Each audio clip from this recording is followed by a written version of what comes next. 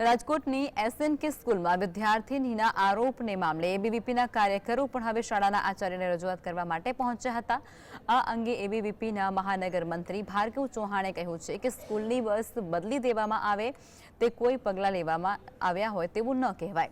સુરતની જેમ રાજકોટની વિદ્યાર્થીનીએ આપઘાત કરી લીધો હોત તો કોણ જવાબદારી લેત? છેલ્લા 2 મહિનાથી વિદ્યાર્થીની સ્કૂલમાં રજૂઆત કરતી હતી, છતાં પણ કોઈ પગલાં કેમ ન લેવાયા?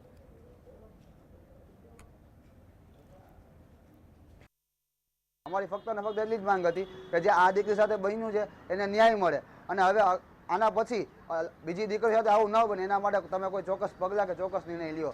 પણ એમને કોઈ પણ જાતનો નિર્ણય લીધો ન હતો અને ઉડાવ જવાબો આપ્યા હતા અને અંતે પોલીસ બોલાવી અમારે 14 કાર્યકર્તાઓની અટકાયત કરી દેવામાં આવી હતી।